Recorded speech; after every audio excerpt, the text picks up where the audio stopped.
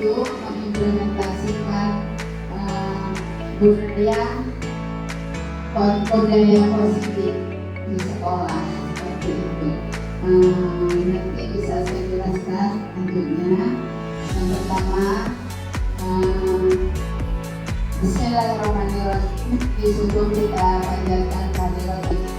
Adapun maksud dan tujuan saya yaitu untuk berbagi praktik baik budaya positif yang akan diterapkan di sekolah kita.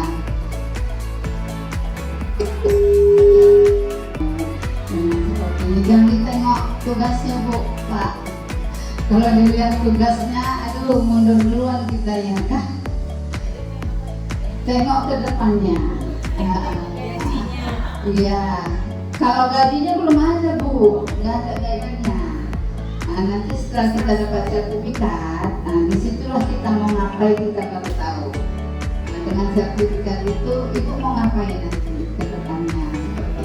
Pemahaman dan pengalaman penerapan budaya positif oleh saya sendiri, Siti Maria Peskudiaudi, jalur penggerak angkatan 40 dari TK Pertiwi Kota Medan.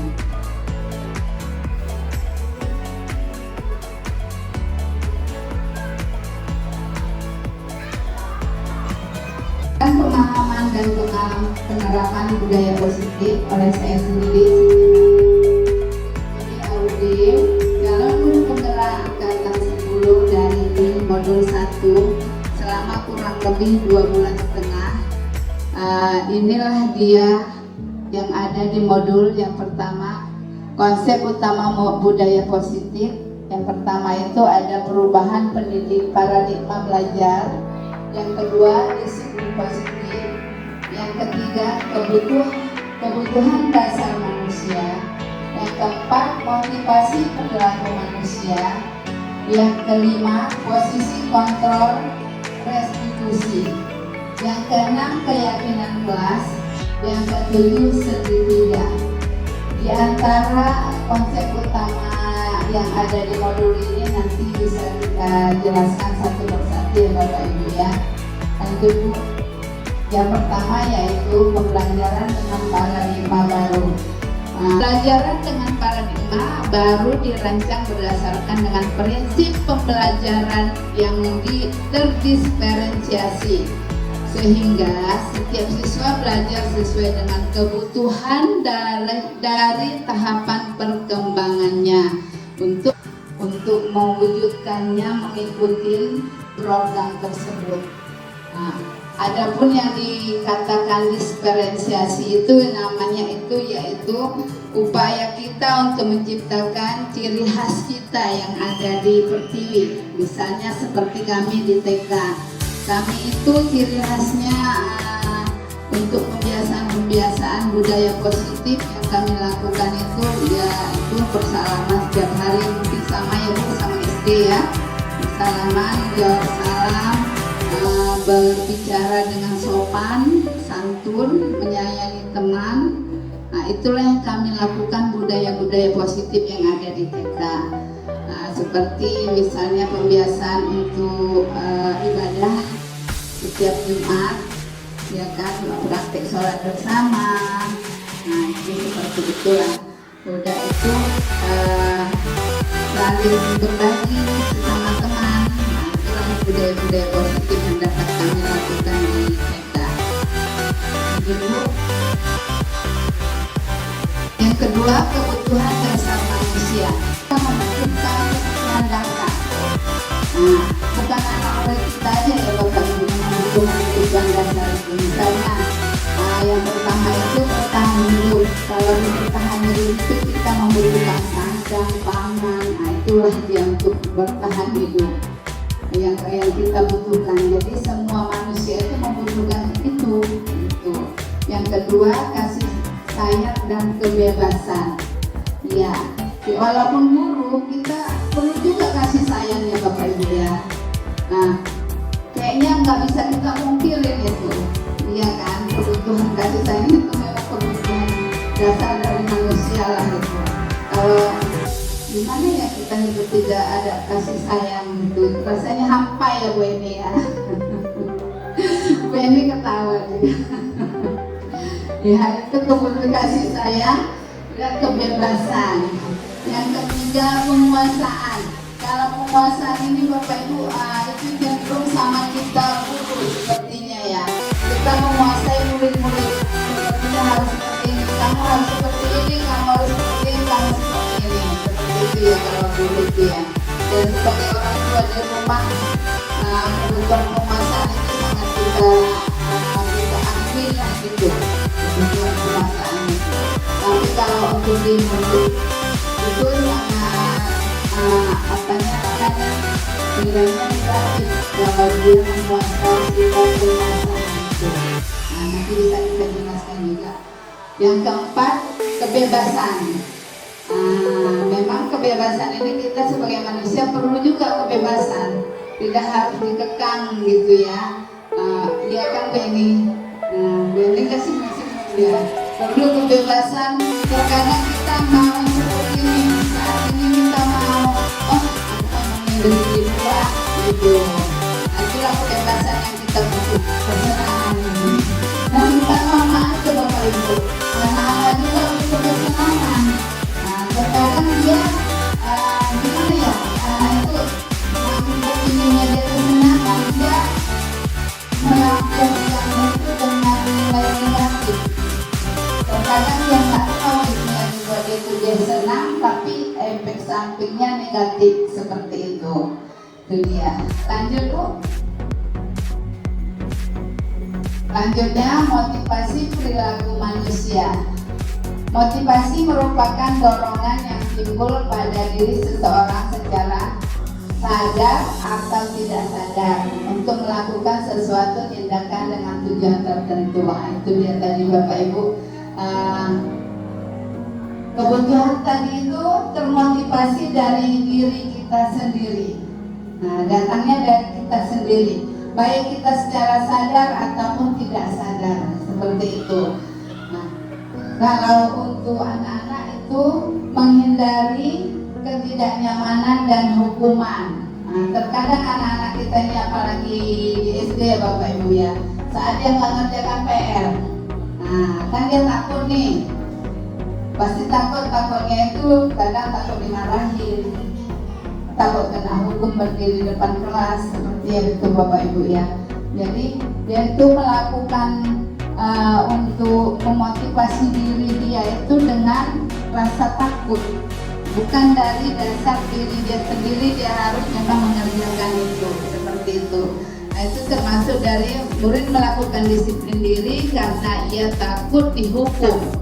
Ini merupakan motivasi ekstrinsi itu.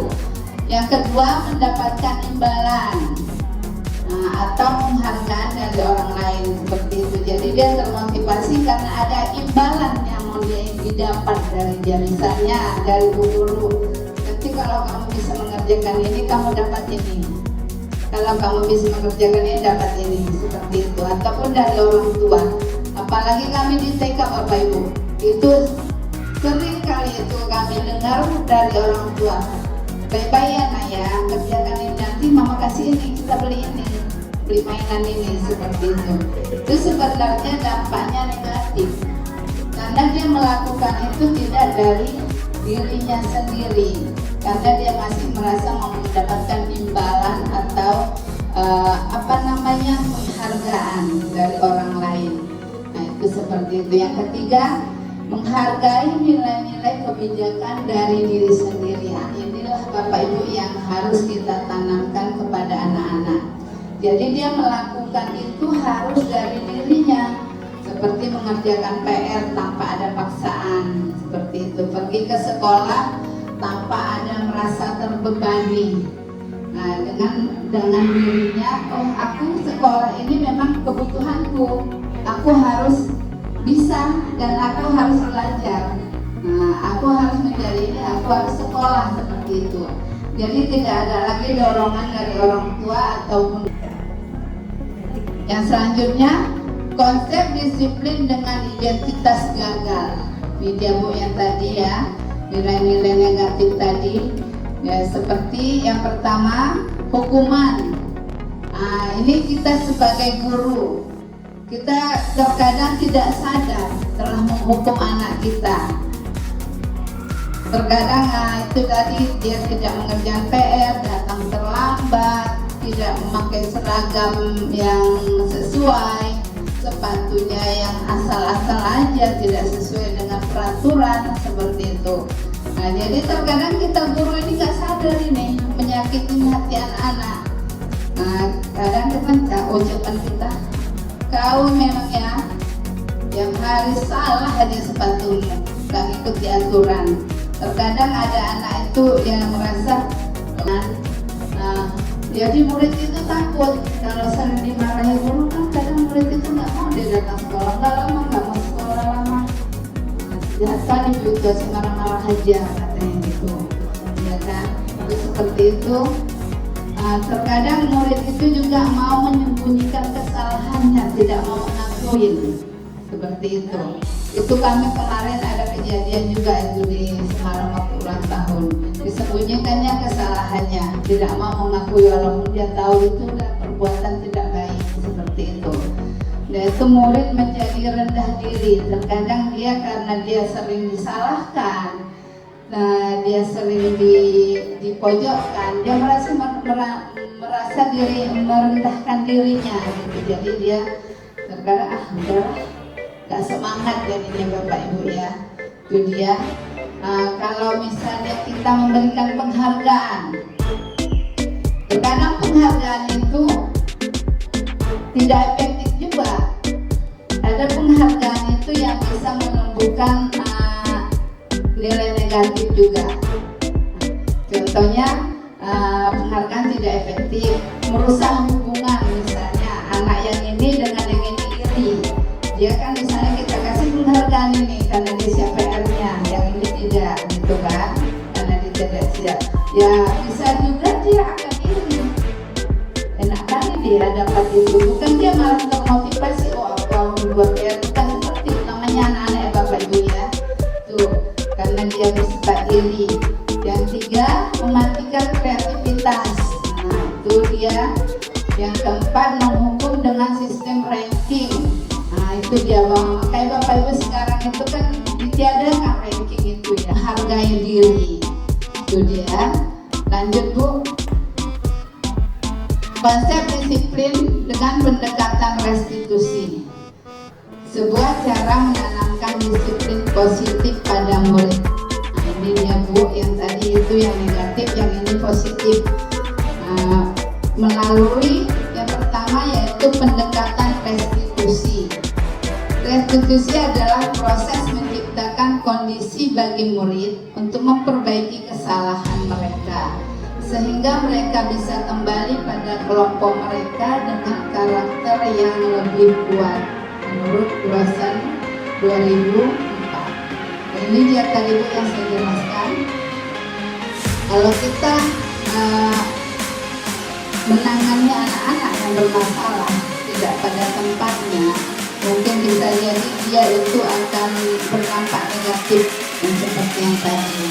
Kalau kita lakukan melalui pendekatan restitusi seperti ini, dia akan memperbaiki kesalahannya dengan cara-cara yang ada seperti itu. Ciri-ciri restitusi, satu, bukan menebus kesalahan. Misalnya menebus kesalahan itu anak kan sudah berbuat salah nih. Jadi ada hukuman yang ditangani pada dia, berarti dia kan menebus kesalahan dia seperti itu. Namun belajar dari kesalahan. Yang kedua, memperbaiki hubungan. Yang ketiga, tawaran bukan paksaan. Kita menawarkan kepada anak itu, apa yang akan kamu lakukan setelah kamu berbuat salah ini? Kamu tahu nggak kalau itu salah? Jadi apa yang akan kamu lakukan ke depannya? Kita tanya kepada anak itu, dia mau apa? Tapi dengan bimbingan kita seperti itu. Terus menuntun untuk melihat ke dalam diri. Melihat ke dalam diri maksudnya kita menyadarkan dia apa yang dia telah dibuatnya, dia mau apa, seperti itu. Yang selanjutnya mencari kebutuhan dasar yang mendasari kebutuhan. Yang keempat, fokus pada karakter menggelis itulah ya Bapak Ibu ya. Nah, jadi kita fokus kepada dia, gimana kita menanganinya seperti itu. Karena kan karakter anak-anak ini berbeda-beda, ada yang dia suka apa ya, temperamennya tinggi seperti itu. Ada yang suka berbohong, tidak mau mengakui kesalahan. Selanjutnya perbedaan. Contoh kasus siswa yang suka mencubit temannya, itu kasus saya dapat kemarin Bapak Ibu anak TK. Yang pertama, hukuman. Guru menghukum siswa tersebut untuk tidak ikut bermain dengan temannya. Guru marah dan siswa menjadi takut. Nah, ini saya lakukan sebelum belajar nih Bu, sebelum saya belajar masuk CGP. Jadi kita enak aja menghukum anak itu, udah kamu jahat kamu sama teman kamu, udah kamu hari ini kamu tidak boleh main, seperti itu. Sebenarnya itu salah Bu, dengan cara menghukum itu. Kadang kita kan kasar, mau cari cepat aja ya kan, tanpa menanya apa kamu lakukan. Selanjutnya konsekuensi, selalu memberikan konsekuensi. Kalau kamu begini, kamu akan begini, seperti itu.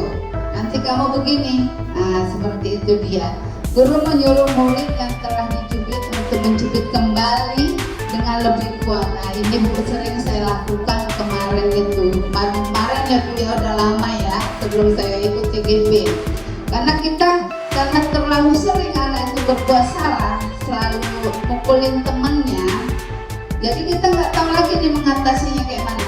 Coba kamu pukul dia, jangannya anak-anak yang dia. Ya jangan takut juga mukul kawannya, mukul orang.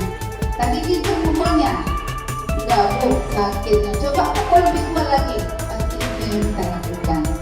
Untuk kita sebenarnya untuk memberikan efek jerah, tapi sebenarnya itu salah, gitu kan. Nah yang selanjutnya, guru tegas dan siswa menghormati peraturan. Yang kelima, restitusi. Guru menanyakan keyakinan kelas, dirinya, dan membantu siswa menyelesaikan masalahnya. Guru terbuka dan siswa menghargai dirinya dan orang lain. Nah, restitusi ini dilakukan seperti itu Bapak Ibu.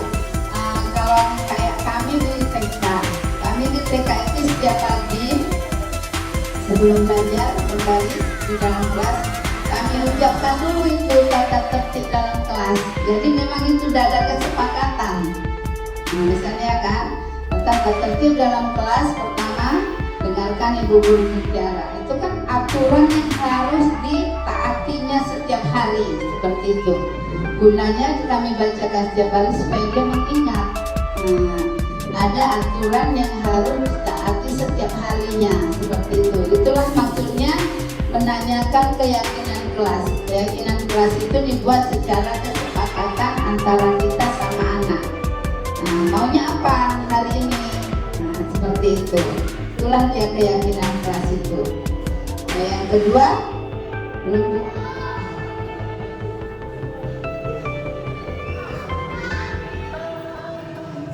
terbuka dan siswa menghargai dirinya dan orang lain. Itulah kita harus menjadi guru juga harus terbuka. Terbukanya itu tadi Bu, menanyakan, kita jangan langsung menyalahkan anak. Kita tanyakan dulu penyebabnya, kenapa begitu, dan apa yang harus dilakukan anak. Ini untuk kita ini Bapak Ibu sebagai guru. Yang pertama penghukum, yang kedua membuat rasa bersalah, yang ketiga teman, yang keempat pemantau, dan yang kelima manajer. Nah ini Bu, posisi kontrol ini ada pada diri kita sebagai guru, baik kepala sekolah maupun guru. Nah, yang penghukum itulah tadi yang sudah diurai-uraikan, guru sebagai penghukum. Nah, setiap kesalahan anak-anak kita berikan hukuman kepada anak-anak. Yang kedua, membuat rasa bersalah itu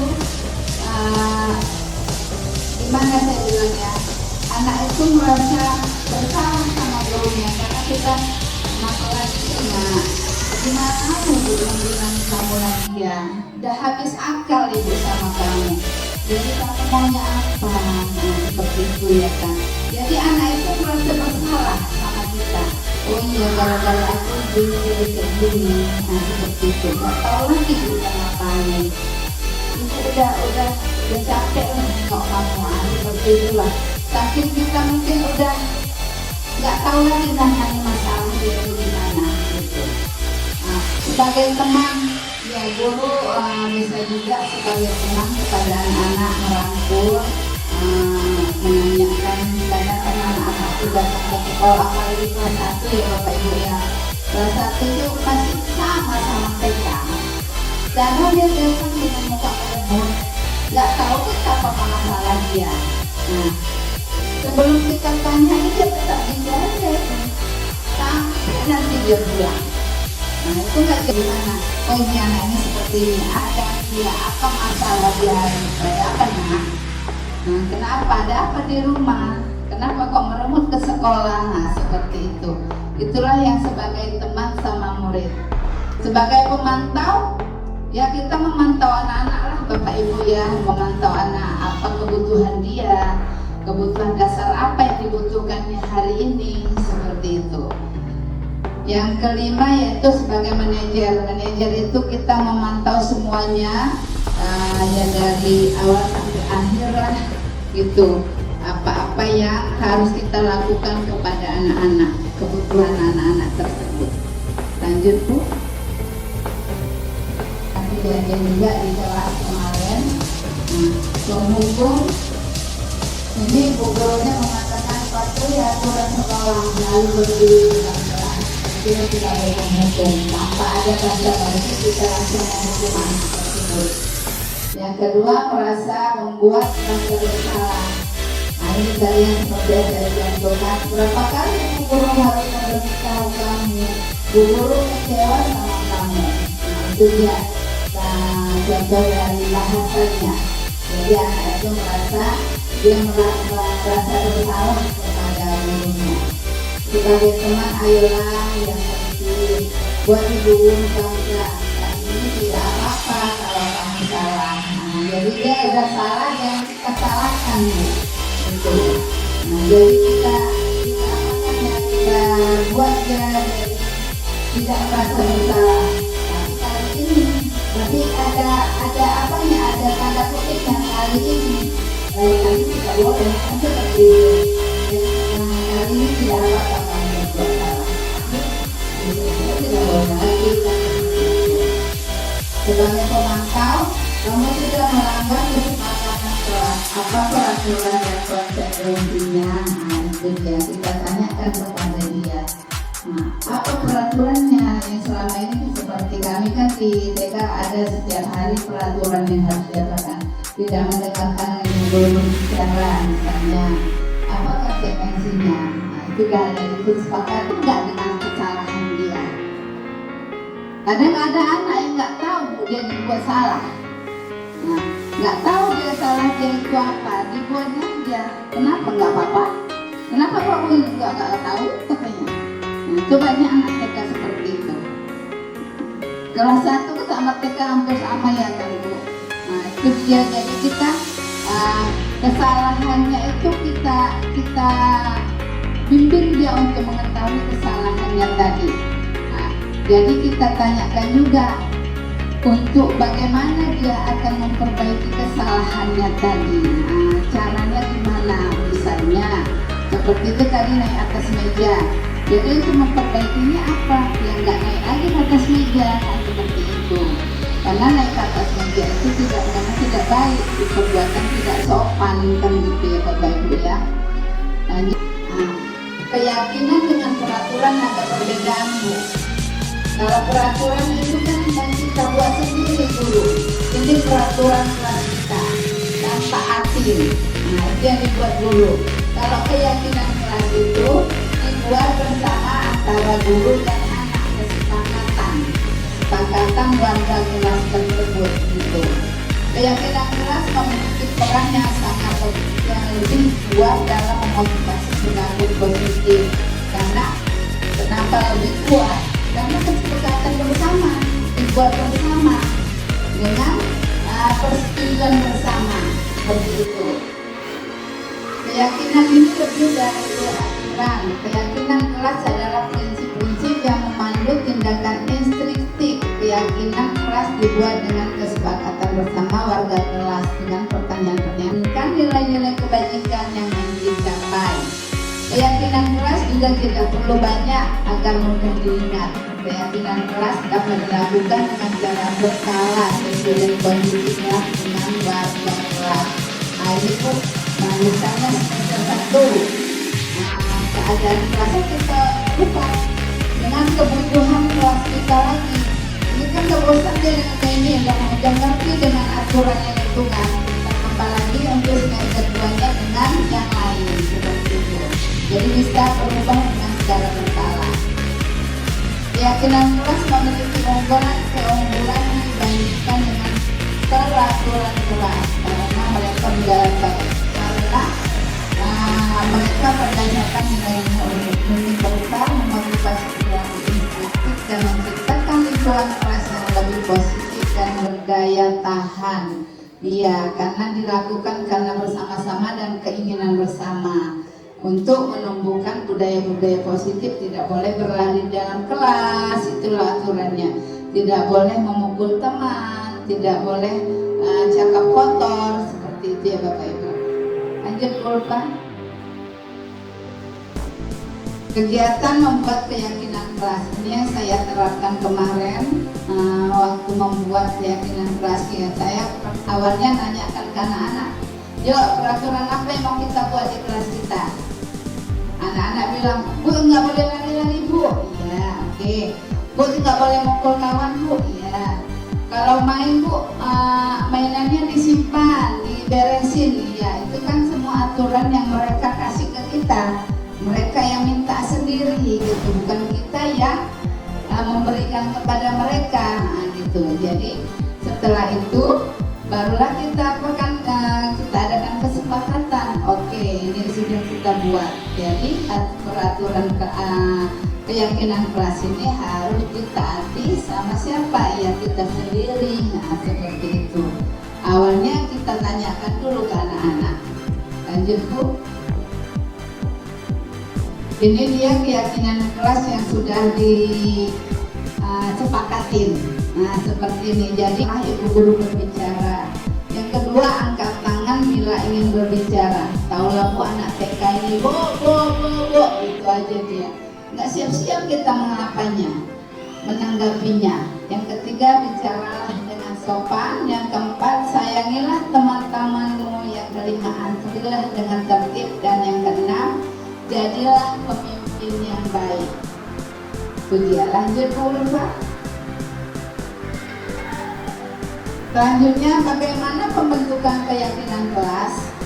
Ya, keyakinan kelas itu Bu ada juga cara-caranya. Tidak juga sembarangan juga yang harus kita buat. Yang pertama, lebih abstrak dari peraturan. Yang kedua, berupa pernyataan universal. Yang ketiga, dibuat dalam bentuk positif, maksudnya yang kata-kata positif gitu. Yang keempat, sedikit agar mudah diingat, maksudnya kalimatnya nggak usah panjang-panjang Bu. Sedikit aja, jadi gampang dengarkanlah ibu guru berbicara kan pendek ya Bu ya, jadi gampang anak-anak ingatnya. Yang keempat, sesuai dengan kondisi kelas dan sekolah agar mudah diterapkan. Iya, sesuai dengan kondisi kelas kita. Terkadang kan anak kelas ini dan anak yang kelas yang satu nggak sama Bu karakternya. Ada, jadi kita jangan langsung menyalahkan dia, kamu yang atasnya begini ya, nggak seperti itu. Jadi dia ada kekuatan, ada perasaan nyaman sama dia gitu. Lanjut Bu. Oke, ini penutup. Dalam penerapan program disiplin positif, hendaknya guru memiliki standar kepribadian profesional dan sosial yang baik, di mana guru mampu berrefleksi pada posisi kontrol yang saat ini, bagaimana perjalanan dirinya sebagai seorang among atau posisi manajer yang menuntun murid menjadi insan yang mandiri, merdeka dan bertanggung jawab terhadap dirinya dan masyarakat. Ya, itulah Bapak Ibu kita sebagai guru. 5 posisi kontrol itu harusnya tidak ada pada diri kita gitu. Jadi terkadang muncul posisi kontrol yang jadi manajer, posisi kontrol sebagai pembuku, posisi kontrol sebagai teman kepada anak-anak. Itulah yang wajib kita ada pada diri satu. Itulah yang kami pelajari Bapak Ibu di awal ini. Itu semuanya masih tahap untuk guru. Bagaimana guru saya setelah mempelajari ini baru saya sadar, oh ini guru. Selama ini kan saya aja di kita cobakan. Seperti ini rupanya seharusnya.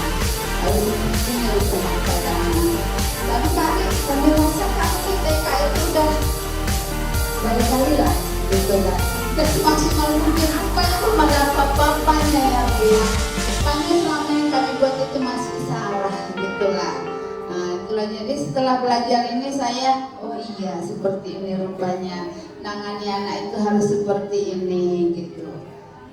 Itulah Bapak Ibu, memang tidak ada yang mudah untuk menuju yang indah gitulah ya. Jadi memang ada perlu perjuangan, perlu pengorbanan gitu. Jadi saya berharap ya disitulah penutupnya dari Pak. Oke, sekian dan terima kasih kepada Bapak Ibu. Alhamdulillah, terima kasih saya ucapkan kepada Bapak Ibu semuanya yang sudah bersedia untuk siapa yang mau bertanya itu.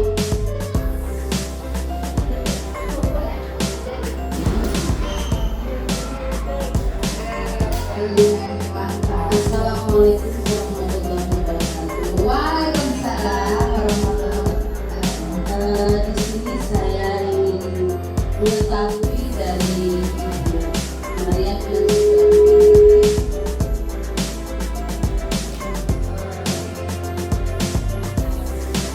dalam bergerak. Jadi di sini kan tadi ada poin yang dijelaskan kepada kami, dan saya ingin bertanya bagaimana kita mengatasi atau solusi untuk menangani anak yang kurang jujur. Dia kalau misalnya dia berbuat salah tapi dia tidak mau mengakui kesalahannya, itu banyak terjadi. Makanya bagaimana dia supaya dia itu mau mengakuinya, sampai dia itu dia bukan saya salah. Itu yang saya ingin tanyakan. Terima kasih. Assalamualaikum warahmatullahi wabarakatuh. Waalaikumsalam warahmatullahi wabarakatuh. Terima kasih Bu Alina. Bagaimana mengatasi anak yang tidak mau jujur mengakui kesalahannya? Seperti itu Bu, bukan di SD aja Bu, di TK juga banyak Bu.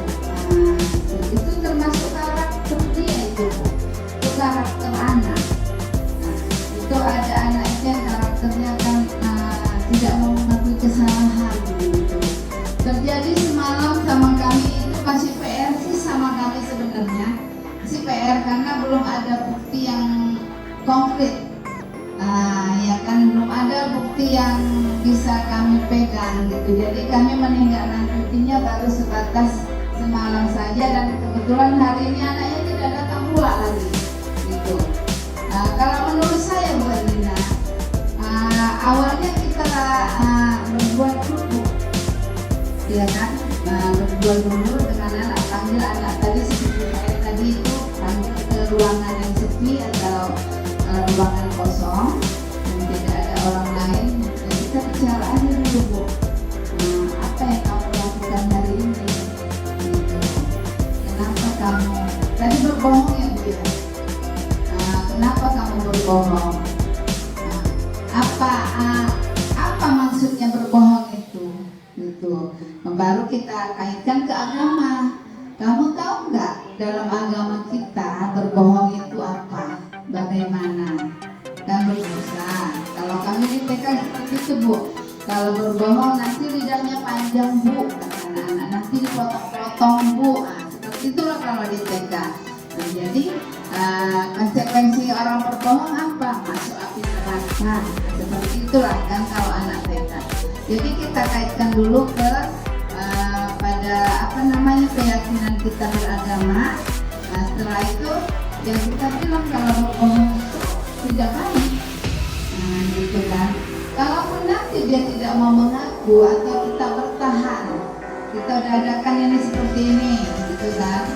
Nah misalnya kebohongan itu ngambil pensil kawannya ini, dia tidak mau mengaku. Jadi misalnya kamu tidak ada pensil di sana dan dia ada, tapi saya tidak ngambil, tidak mau juga dia. Jadi kamu tak kasihan nggak sama teman kamu yang kamu ambil pensilnya? Kan dia tak mau pensil jadinya. Kamu senang seperti itu. Jadi nanti misalnya kalau pensil kamu diambil teman kamu enggak? Coba jadikan seperti itu. Dan kalau memang si anak itu juga tidak mau mengaku kesalahannya, saya rasa bolehlah kita sharing dengan orang tuanya. Gimana tingkah laku dia di rumah gitu. Nah, terkadang orang tua ini tidak mau kerja sama ya Bapak Ibu ya. Tidak mau mengakui kesalahan anaknya itu, tidak mau gitu. Seolah-olah anak itu paling benar, paling budi kali, nah seperti itu, iya kan? Enggak mau mengakui kekurangannya. Nah, sebenarnya kalau orang tua mau mengakui kekurangan anaknya, enak kita kerja, kita cepat dapat solusinya seperti itu ya kan. Nah, terkadang kendala kita di situ, kita di rumah, gitu. Terkadang orang tua yang seperti itu yang diluar kita, gitu. Jadi kalau kita yang mudah-mudahan dapat orang tua yang mau bekerja sama, kita saling kedua orang tuanya, barulah kita kalau tidak ada solusi lagi, panggil orang tua kita dengan anak itu, ya kan? Gimana anak itu selanjutnya? Kalau menurut kami seperti itu. Tapi kalau boleh ya kita dulu lah sebagai wali kelasnya, gimana kita memujuk dia supaya dia mau mengakui kesalahannya dengan dia kata-kata positif lah ya Bapak Ibu, tidak memojokkan dia gitu. Apapun ceritanya kita tidak boleh memojokkan anak tersebut walaupun dia sudah salah gitu. Cuman kita harus meyakinkan perbuatan dia itu tidak baik yang harus dirubah. Seperti itu Bu. Buat Bu, terima kasih kepada saya close terima kasih Bu.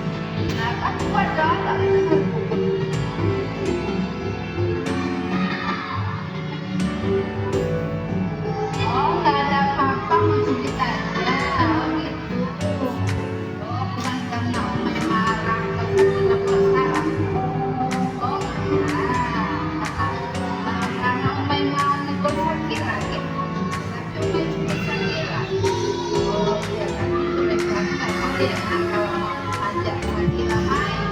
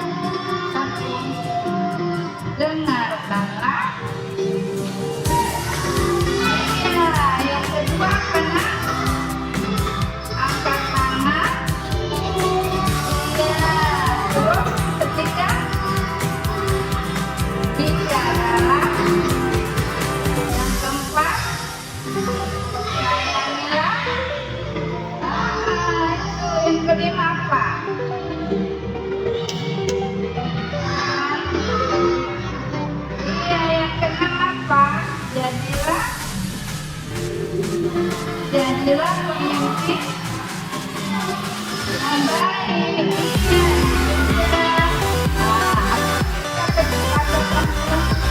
Jadi tadi Umay melangkah yang sebelah kayak nomor yang sebelah kayak Umay bilang catat dalam kelas. Kemudian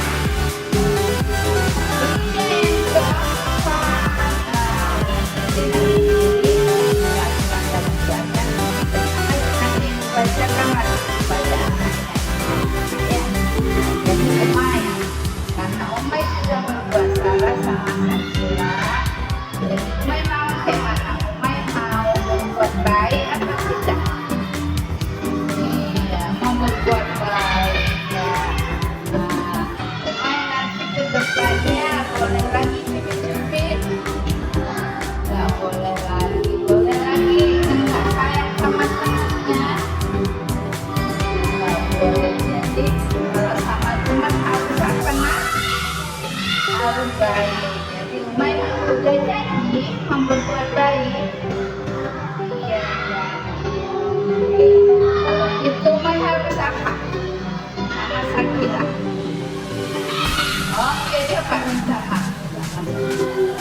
Coba bilangnya apa?